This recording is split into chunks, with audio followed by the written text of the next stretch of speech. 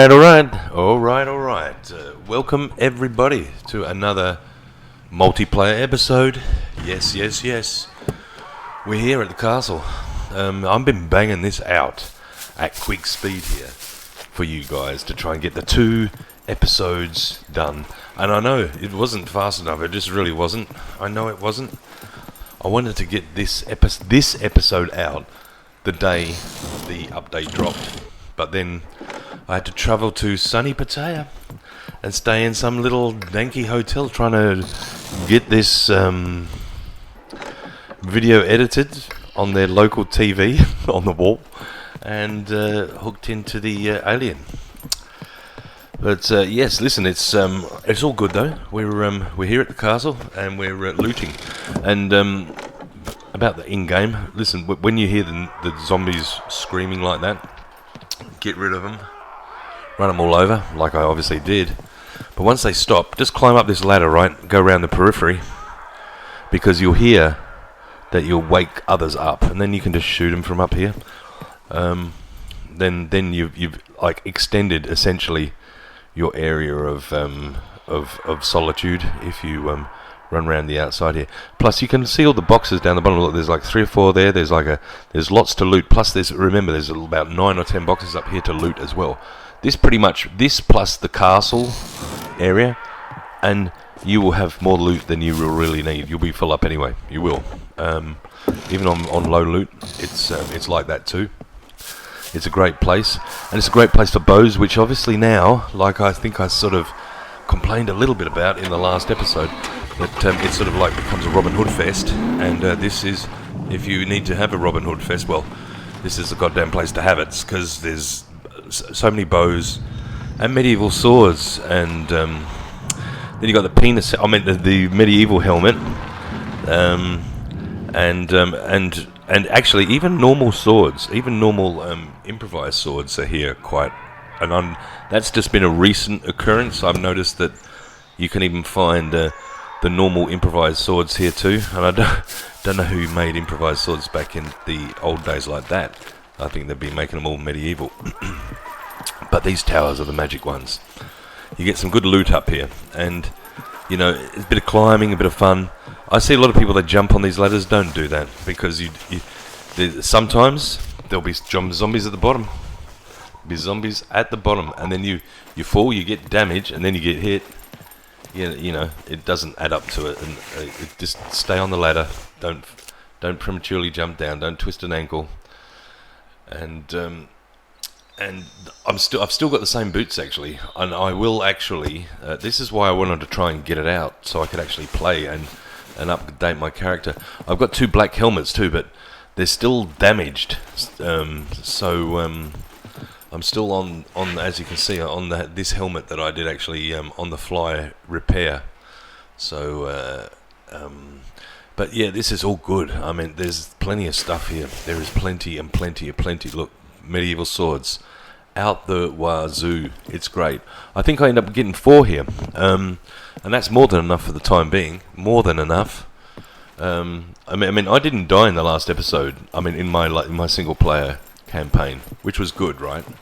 And now it's been wiped. So I sort of, from the start of that, I sort of think that maybe there's new beginnings there. So it's a new character and a new base. Although I do build the same base here as in my single player game, because it's just a base that works. It's great. You know, it's only 4 down, and then you put the walls up quickly, and you're secure. Even if, and that just works on the fly when you're playing maybe a few different games, and they're all multiplayer, right? You want to try and get a base up, like be able to sort of within 6 to 8 hours build a totally, watertight base. That's also good. That gives you good amount of growth. I mean, anyone can build like a 1 square sort of thing, or a 2 by 1 and have steps up to sort of make it like a luxury double story rabbit hole. But generally, I think a 4x4 does work well, and if you can also encapsulate your car in it too, that's great. Nudge's base is far bigger than mine, but of course, that's his server too, and he sort of has a bit of a play. Me, I'm trying to keep the base so I can, when I hit the ground, I can just sort of bang this base out real quick. I know exactly what I'm doing every freaking time, and all I got to do is follow the plan. Keep it simple, stupid. Don't change it. Although I do like to change it, I will change it. I will change a lot of things over time, but mainly on my single-player game, because I've obviously got the time to do it. And also, I'd like to come up with more innovative bases for multiplayer. And me and Nudge are thinking about doing some full-on PvP on some Asian servers. But we've got to find one where both our pings are sort of are reasonable. Now, my ping's pretty good on here. Is 150. Considering now I'm not in Australia anymore, I'm in Thailand. My ping on an Australian server is not so bad. So, and especially since I've moved to Pattaya here, the signal's a lot easier than being out in the suburbs. I was out 600 kilometers east of Bangkok, so it's to get a signal out there, other than Elon Musk's maybe Starlight links. It's pretty damn hard to sort of get something that's that fast. But I was actually still logging on there, and I did actually record the first multiplayer episode from there still. So it did move, but I think there's a lot more clarity now that I'm closer to a town. So it's all good. It's all good, and this promises to be a sort of a good a beginning as far as like the wipe's concerned, and like I never went to the castle before. We never had time to go to the castle. In fact, I never even aired the sardine factory episode. In fact, I've still got it, but there's no real point to put it out, I don't think, anymore, because it was a sardine episode was before my first bunker run, and but I did have a lot of footage, and I had a lot of good fun, a lot of good fights there. There were zombies popping out, and there was a giggler on the near the petrol station, which they normally are, but that was a fun event. That was probably my first actiony video that I never released. So. And there's no real point now, right? Because we've wiped it. It's all got to start again. But listen, this place is a great place to loot. As you can see, you've got arrows. You've got the ability to find a lot of things, like even the that Scottish bag. What's it called? It's not a kilt. It's the other thing. The sporran. That's it. The sporran. Oh shit! Look. That's my phone. I'll tell you what, it's always her. Good night.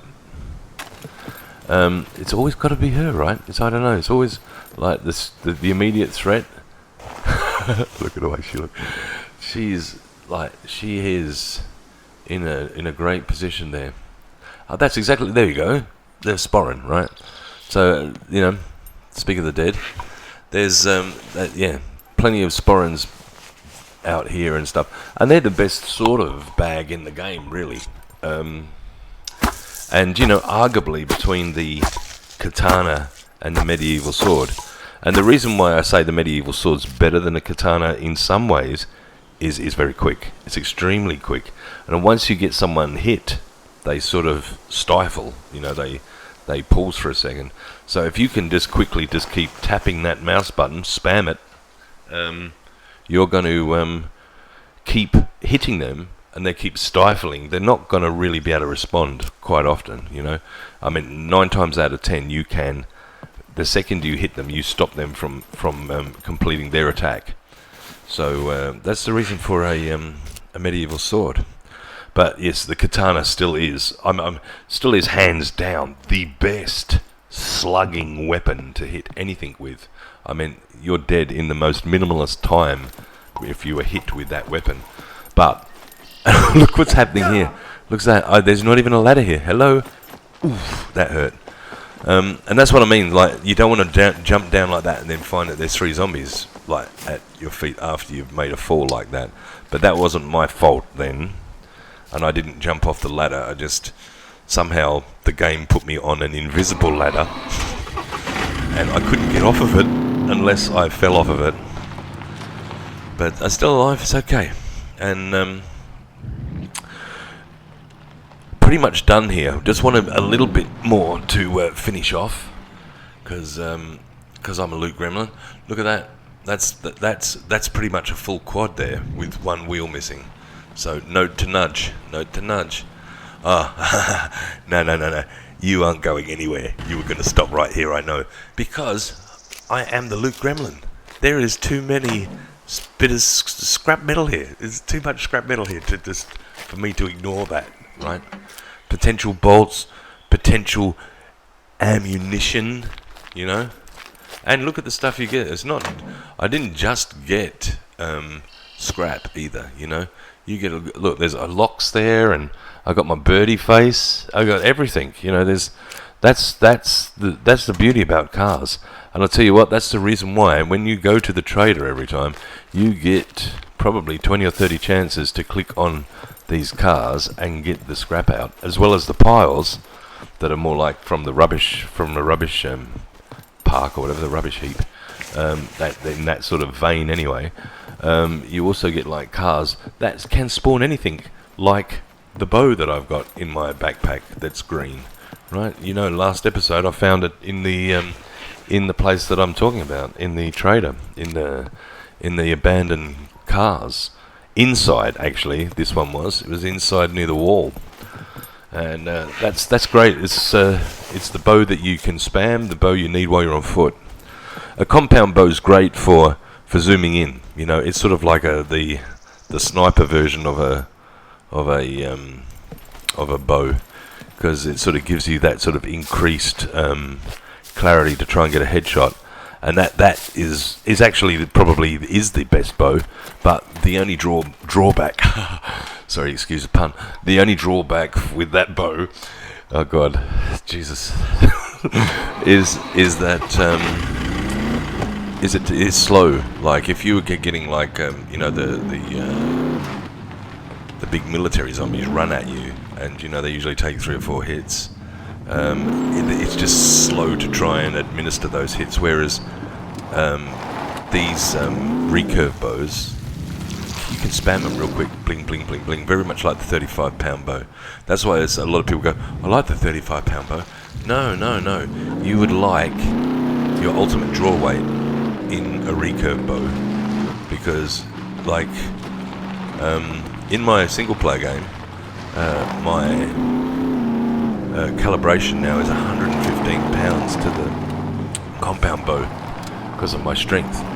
So I've passed 100-pound ballista, you know, as in power. So any arrow that I fire at anyone is going to be like a real headache for them, especially if I do aim for the head. It will definitely be a headache. So yeah, you know, you've got plenty of things like that, and as you can see, we're on our way back to we're trying to make our way back to the road, and we're going to go to that farm that I talked about in episode 1. Here it is, right here, right. This is the one that, you know, especially in Feudal server. I played 2 or 3 seasons in his server, and the first day of the wipe, this base would always be taken. They would like brick it up the front, at the side. They would obviously use this house here and the shed, etc., as their main house. And look, there's another one. There. Oh, and there's a chicken. Hey, hello. This is how it all starts, right? Because I start shooting this chicken, right? But there are zombies around already. Yep. And I get him, right? Eventually. But not before I get 1,000 zombies get me now, right? And this is what I'm saying is, I went to, where did we go to? We went to the castle, right? And there wasn't that many at the castle, was there? You know what I mean? You would have thought as a point of interest, you would get this many to take you at the castle for sure. I've got like 3. But look at this. There's going to be like 10, and more come. The more noise I make, obviously, but there is no. But it's silenced. They're just coming from just the vicinity. They're not making the horde noise or anything. But this farm's crazy. You know, there's like too many here as well, and then too many at the police station. But then none at the castle. And look at this guy. He's killing my freaking chicken. Stop killing my feckin' chicken, you bastard. Come here, come here. Ugh, that's it. Wow, now I've got a zombie-infested chicken. But the good thing is, right, it's food. It's food, food, food. Early food. Take it, take it. And feathers for the bed. This is great. It's great stuff. I need 4 feathers for the bed. And I think this chicken, yeah, gives you 5. So, and there's 1 chicken over there. Food. Oh, you gotta love it. You gotta love it. I'll take the gizzards because always make sausages with those. And you can't make sausages with the zombie gizzards. So you used to be able to. You used to be able to in the earlier versions. You used to pick up their guts, the zombie guts, and you never used to get those ill effects where you used to laugh like crazy too, like a dynamite zombie. But I've got some real gloves like this. There's these gloves. I actually quite like them for driving. I actually used them yesterday or the day before when I was driving down here. 600 kilometres. But yeah, it was a great drive. Apart from the fact I almost got killed by a truck. And yeah, it's good to be alive and doing YouTube with massive algorithm setbacks. But I'm happy to be able to show Scum to you all in its full glory, and especially and full colour as well at the moment. I'm just going to go through all these guys because I tell you what, I should actually cutscene this one, but I have cutscene a lot of stuff. I do more than just cutscene. Oh, there you go. I take all their bones, all of them, right? Because you know me with buying the cotton reels at the trader. I don't like to have really like less than 20 sewing kits in my cupboard if I can handle it, and about 2 or 3 on me to fix relative things, you know, things that possibly need right now, you know, and also your upkeep of your gear. But that is also, there's another zombie over there. See, I don't want to, you know, I don't want to keep fighting them all. There's enough already. The periphery of zombies around here is crazy. I don't want to like instigate anything because it'll bring them all on again. And I'm on foot. I'm not in the car. And at the moment, I don't really want to start ripping an AKM in the middle of the open because you know, I'm not stupid. There's some certain people who are stupid that will do stuff like that, but not me. I won't. There's no real point to try and kill your character prematurely. That is not playing the game. I would not be doing you a service if I was just coming here as your clown to die. But having said that, we could do that in future episodes. But listen, while it's important and while you need to survive. But you know, if we're going to get reckless and, you know, my character's done everything, got a big base, maybe, and you know, I stole the aeroplane and then I got it wiped, right? Oh my god! So I'm not going to do that again. I'm going to let. What I'll do is, if Nudge wants to fly a plane, I'll try and help him steal it because I know he likes the planes. To be honest, I want to drive this ATV more. It's like driving a forklift. I've driven a forklift for a few years when I was studying, and I tell you, it feels so much like that. It's got that sort of automated sort of electric vehicle style feel to it. And I tell you what, it's very nippy. It's very, very nippy. It just zips around and stuff like that. And it's good. I mean, you should slow down to about 40, 50 if you're going through the forest because it is very, very, very nimble through the forest. And you will, sooner or later, get the frog. And this is not a green thing, okay? This is just... Frog sounds like another word. And it wasn't because my car's green or I wrote it green, okay? And as you know, this is what you do prior to build bases. Because remember, not only are you going to suffer heavily food loss, which is the reason why I grabbed all my stuff there, and yes, I bought those sewing kits. I bought them all because I had enough money at the start to buy the sewing kits for 330. So, because they're double, right? They're double the size of a 15. So you got 90 uses for about $1,000. So use that as an option when you first go to the trader. If you don't want to harvest the bones like I do and do the long way, and you've got a bit more brass, so you get a bit more money, ripped off a few more car lights and stuff. Just go with 2 or 3 of the real sewing kits because they're 30 out of 30 and they're one space, okay? So in 3 spaces, or the space of 1 arrow, you could pretty much not only upkeep all your clothes for a very long period of time, you can fix up clothes on the fly that if you're halfway towards a trader or doing a trader run, and you pick up a military jacket or some tactical pants which are worth $600, $500, or they're worth $100 if you can't fix them. I mean, is it worth fixing them then? Of course it is, right? You just got to know what to fix. I mean, of course, I don't go around and fix the bucket hats or the plethora of caps that you find from the military camps. I try and keep the ones that are in the 80s or 90s, and that will do one probably notch of a 15 sewing kit, So make sure that you do all those things. Keep all your clothes up to date, and also, and I know take everything in the initial stages, and I am taking everything in the initial stages. I even took zombie clothes, right? And we're getting close now. And this is the reason why the Teletubby Hills are good, is because when you have wolves, and I've got attacked twice by bears on foot in Nudge's. And this is where Nudge camps here, over to the left of where I get out. He would be basically on the green over there. And this is his local, and Nudge, there is a mushroom under here, by the way. And there's also a white mushroom near the car, I think. I probably know his mushrooms better than he does. But but this is his local hunting stand.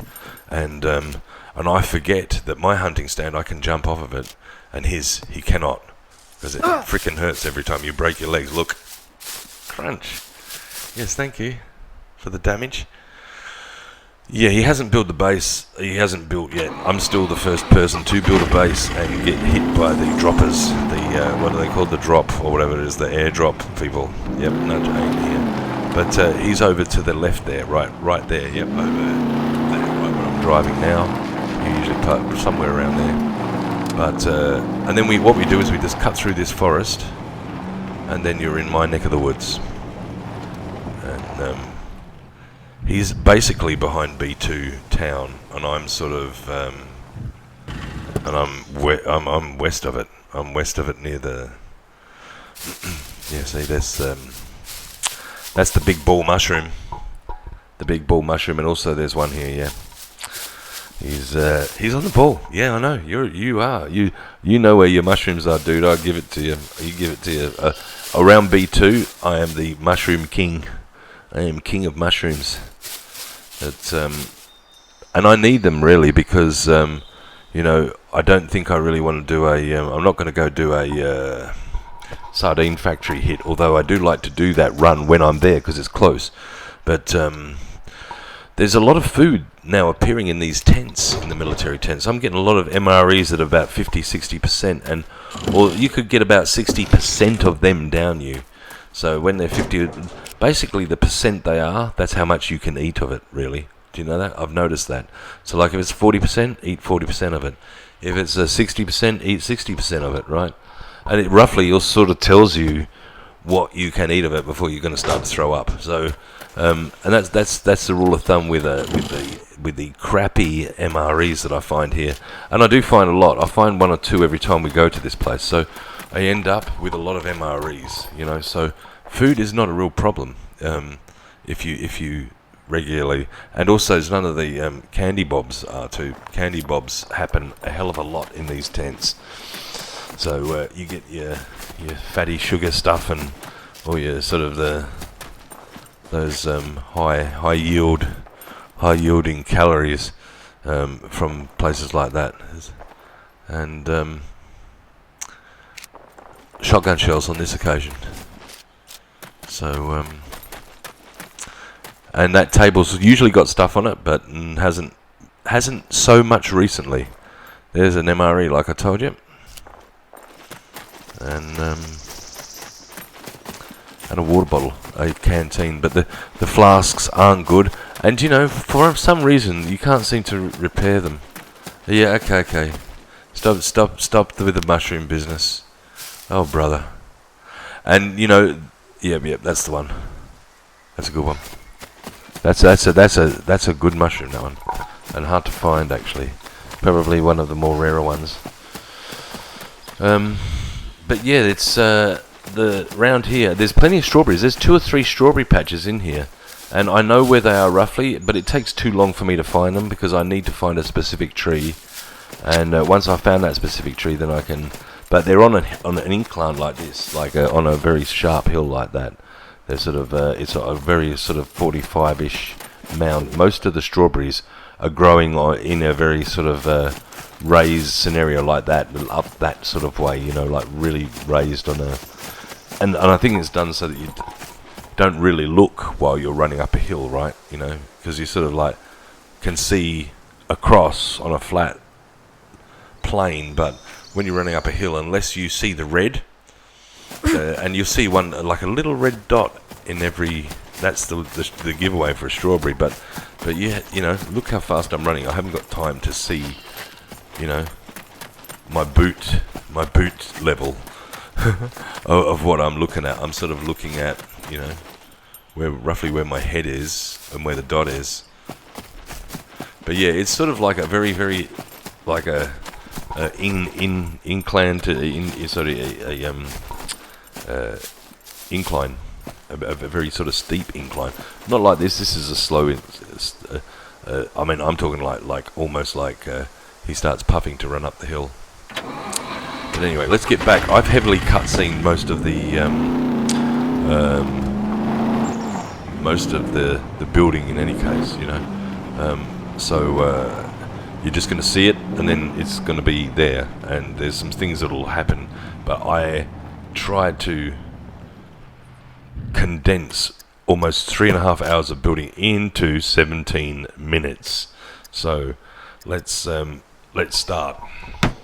But you know what I've done. I've done most of this before. I built the bottom 2x2s, and then I built a floor so of the rain, and then I slowly now, once we've got like it is secure from anything else other than a parachute jump, I go and put the outer walls in, and then a roof, right? And then I make the box complete, right? And then we're going to add the colour at the end. Also, one tip that probably not many people know at this particular point: don't paint your base and then upgrade it, because it'll turn back to normal timber colour once you upgrade it. So if you are planning on upgrading your base, don't paint it and then upgrade it, because you're just wasting your paint. It's going to turn back to, you know, well, for instance, you know, the log style. The second upgrade is that log cabin style look. Just turns back to the normal log cabin that we had before the update.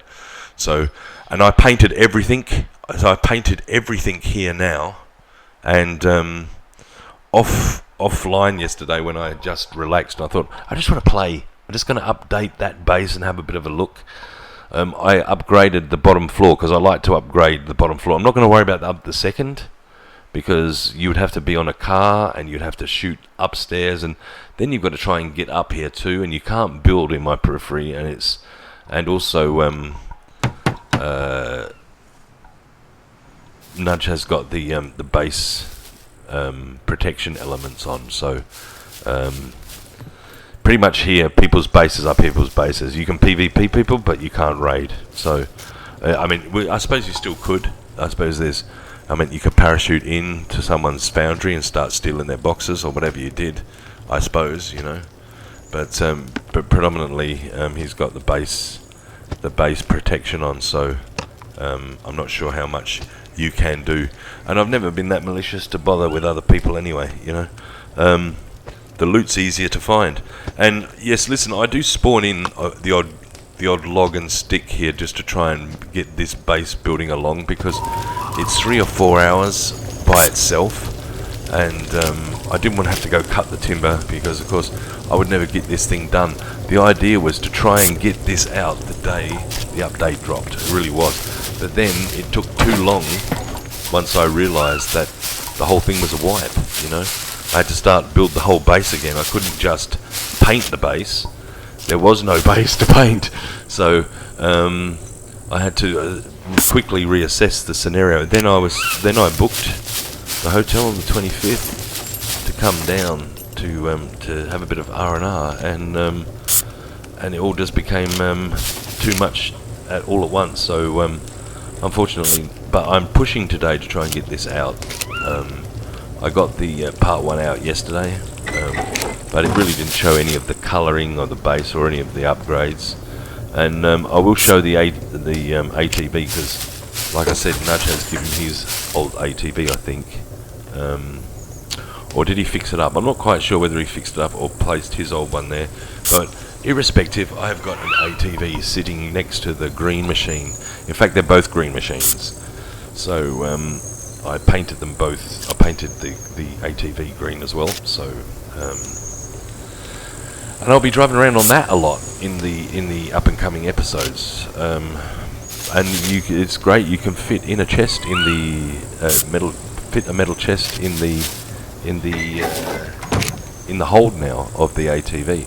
So you can actually fit a fair amount in the ATV now, because you can go with a metal chest. I think you'll probably end up with the weight restriction before you actually get encumbered with the chest, because, like I said, the metal chests are good. And listen, the metal chests are good. They become the easiest thing to actually build now, because predominantly most of it's metal and scrap, right? Most of it's scrap, and then it's bolts and stuff like that, and then it's toolboxes, and of course everything that relates to scrap, right?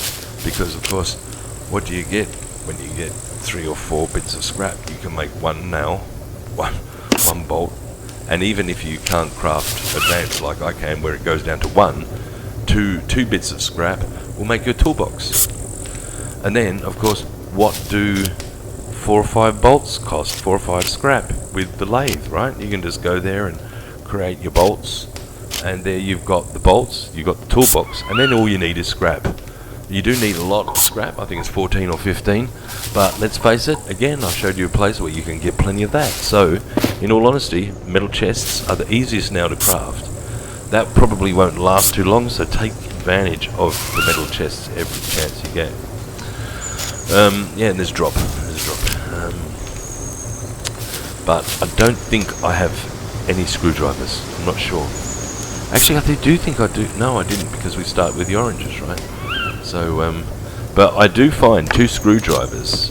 One in the drop, and one in the garage. I've already found, I think, the garage one. I'm not sure. So, if there's a drop that's close, I might actually end up going for it. There's been a couple of drops that I've done recently. So yeah, it's the colours are great though. They're really, really good. And when you upgrade the bottom floor, you sort of lose that sort of grainy stick texture, and it becomes wooden planks and a lot more solid. Looks the look, the overall look does look good when you upgrade at least one level of the base. It's sort of a log cabin-y outside instead of the stick. But I don't mind the stick on the second floor and the log cabin look on the bottom one. They both serve a purpose. Sorry, I have actually, for the last 2 weeks, you might have noticed in my voice that I've got like a froggy frog that I just cannot get out because of the change of the weather. It's getting cold and monsoonally rain, and then it gets humid, and then you put aircon on, and then you end up dying. So, but But this, I tell you what, this is another good tip. Use this door, right? Because most people need a certain amount of space in their base. They need a place to park their car, right? And maybe you want your vegetables safe, right? So you do need some space adjacent and near your base, right? And this gives you plenty, but it's all a door. And to build, to build a wall this size, you need, I think, 49 planks and about 20 sticks or whatever. It's a horrendous amount. To be honest, it's far better to probably build two or three doors and find the locks. Because if you can see, look at how big this is, and it's like it's done. It's done within a few seconds. It was mainly bolts and stuff like that, and then the door is, I think, 5 or 6 planks or something like that. It's far less material than an actual wall, and it opens, providing you put locks on it. To be honest, especially in single player, it would be perfect. It's because that is the reason why I do end up spawning some logs in, is because, as you can see, I go with my wheelbarrow.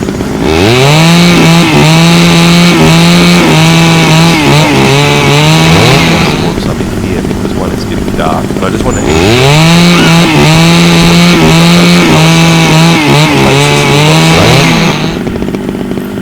but I plan to put this online.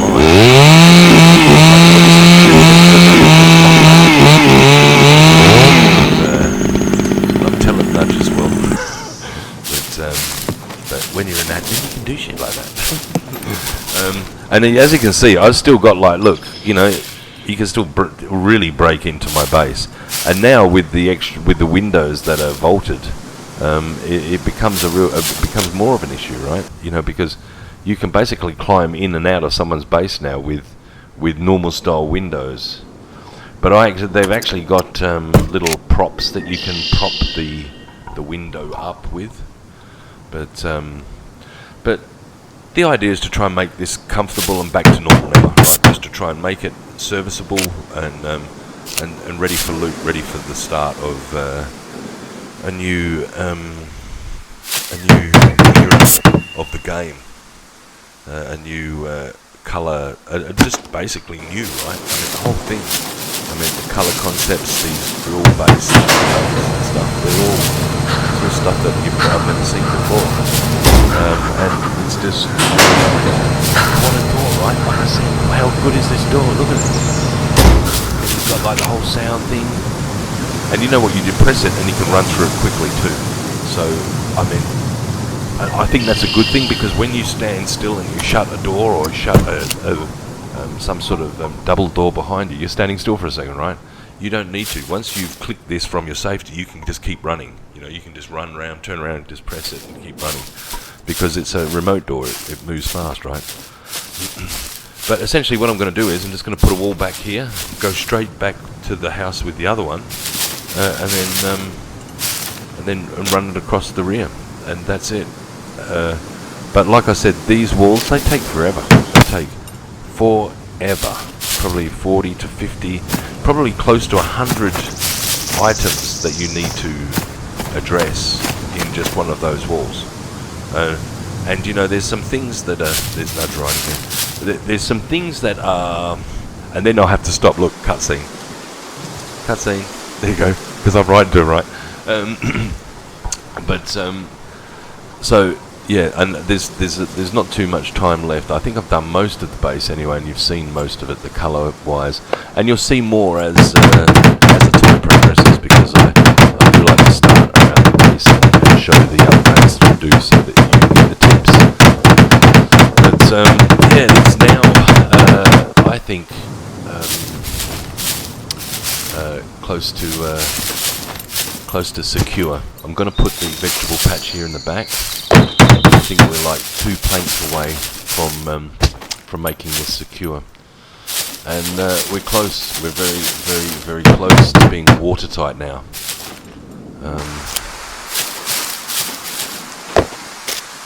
I just need a few more planks. I brought that from inside the house, and just chop that puppy up, and it's over. Now I'm secure. Only left thing to do is put the garden in. I've got a place for stacking wood. I've got my well that doesn't seem to work at the moment. It always says checked, but there is water in it. So there's some errors in the game at the moment that if the devs are listening, they could hopefully fix that one, because every single well says check now. So you don't really understand whether there is water or you're not until you either bend down and drink it, or it becomes really a check. And also, yeah, I got everything for this. We found the rebar cutters in the drop, and I had to buy the screwdriver. The drill. But the rest of the stuff you can make easily. And if you haven't got it, again, scrap metal, because it's like 10 or 12 bolts and toolbox. But listen, please like and subscribe, because I think most of this base is built. As you can see, I just did a test then to try and see if I could jump in, and I'm pretty sure even if you could manage to get up onto my top floor, you could not jump inside my base. The only way you could do it is to parachute in, and I don't like your chances from up there. But like I said, please like and subscribe, because the algorithm for me is taking too long. They said it takes some months, a couple of months, for you to have a full audience, and I suppose you guys are fortunate enough to be my captive audience. But essentially, I would like to try my best to now get into some real more medium to advanced sorties.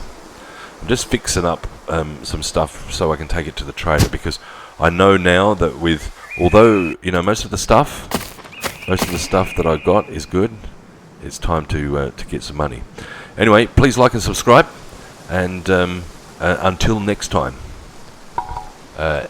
love ya and goodbye.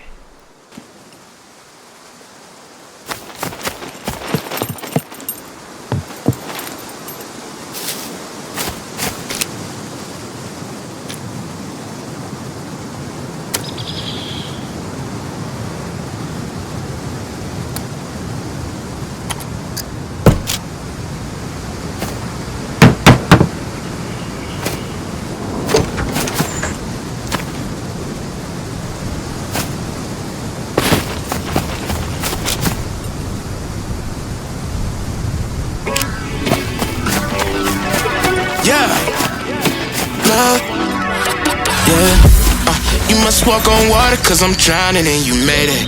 Met you on the corner, first in love, it was payday. Candy colored nails, match the candy coated bands. I needed your contact, my eyes bugging out my head, cause you hot as shit. Nah, just she African. Not no bottom, top notch out of here. Love me like I love myself, love it when she smile at me. White teeth with a heart of gold, and I'ma put a diamond in it. Ring, ring, ring, ring, ring, love calling me. Ring like the camera is free when she calling me. Ring, ring, ring, ring, ring, love calling me. Ain't gon' be a man to pick you up, you stay down for me. Eyes closed, arms out, flying. Red Bull, babe, you give me wings, pilot. Girl, I love your voice, sound like love calling in. Love called again, and I ain't miss a call yet.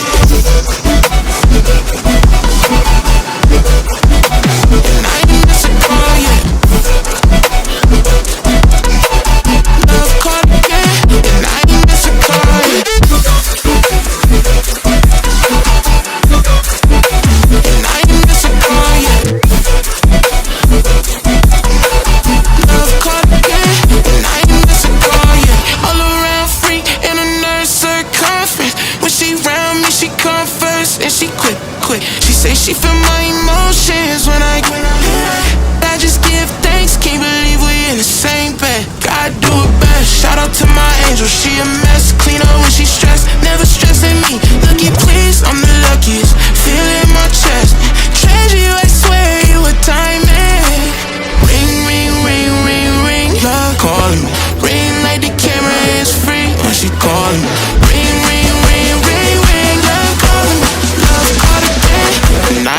call yet.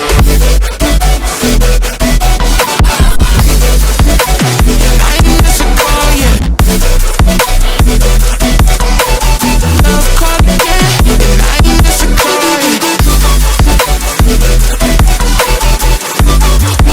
And I ain't missed a call yet.